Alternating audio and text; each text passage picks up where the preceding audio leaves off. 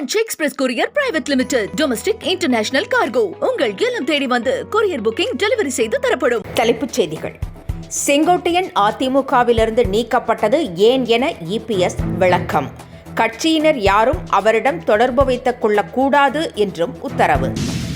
அதிமுகவிலிருந்து நீக்கப்பட்டது குறித்து நாளை விளக்கமளிக்கிறேன். செங்கோட்டையன் பதில்.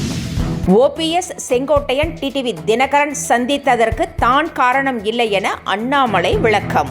அதிமுகவினர் தன்னை தொடர்ந்து விமர்சித்து வருவதாகவும் தான் பதிலுக்கு பேசினால் நன்றாக இருக்காது என்றும் எச்சரிக்கை. தமிழகத்தில் பீகாரிகளை திமுகவினர் அச்சுறுத்துவதாக கூறிய பிரதமர் நரேந்திர மோடிக்கு கனிமொழி எம்பி கண்டனம்.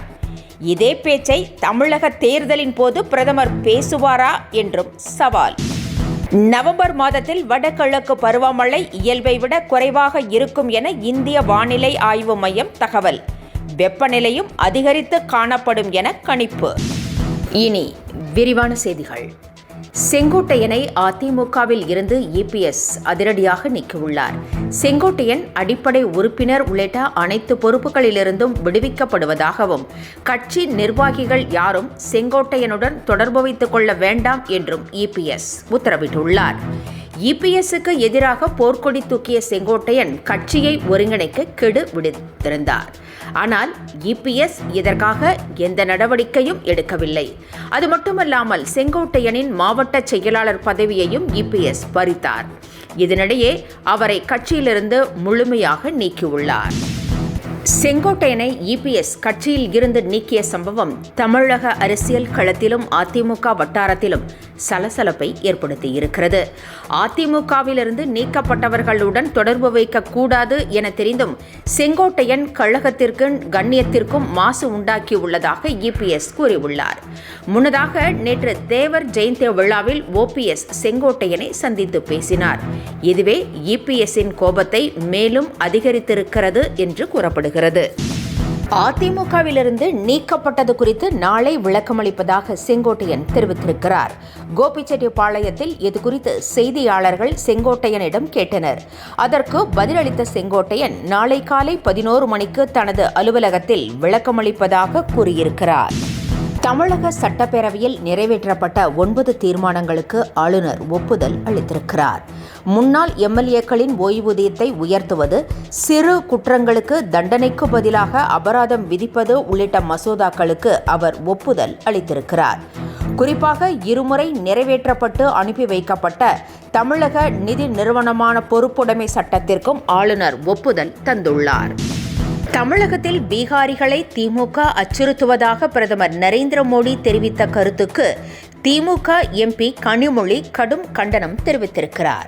அடுத்த ஆண்டு தமிழகத்தில் தேர்தல் நடக்கும்போது இதே பேச்சை பிரதமர் பேசுவாரா என்றும் கனிமொழி சவால் விடுத்திருக்கிறார்.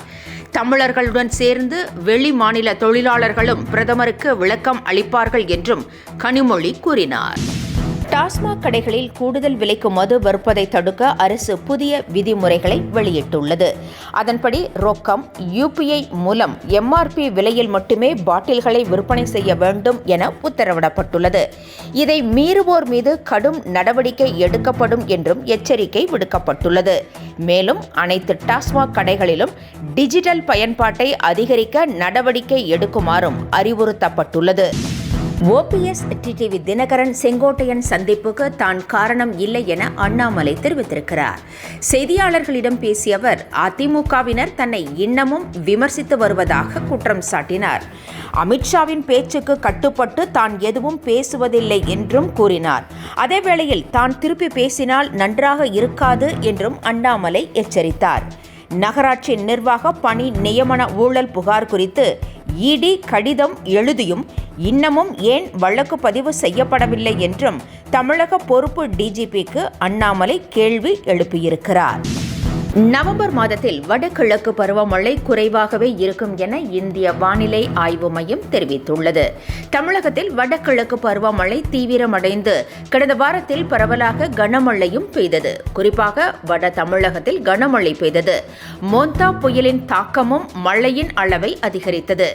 இதனிடையே நவம்பர் மாதத்தில் வடகிழக்கு பருவமழை குறைந்த அளவிலேயே பெய்யும் என்றும் வெப்பநிலையும் அதிகரித்து காணப்படும் என்றும் வானிலை ஆய்வு மையம் தெரிவித்திருக்கிறது.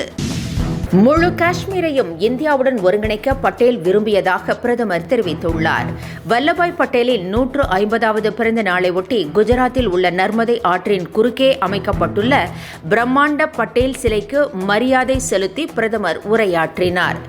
வரலாற்றை எழுத நேரத்தை வீணாக்க கூடாது, ஆனால் வரலாற்றை உருவாக்க நாம் கடினமாக உழைக்க வேண்டும் என பட்டேல் நம்பியதாக கூறினார்.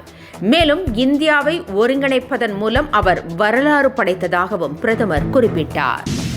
பீகார் சட்டமன்ற தேர்தலை ஒட்டி தேசிய ஜனநாயக கூட்டணி வாக்குறுதிகளை அள்ளி வீசியுள்ளது.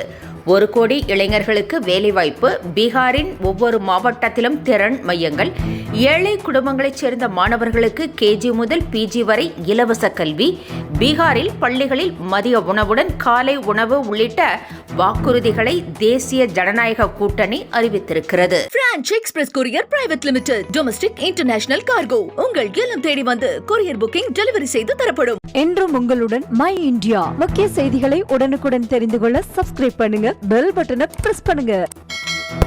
என்றும் உங்களுடன் மை இந்தியா.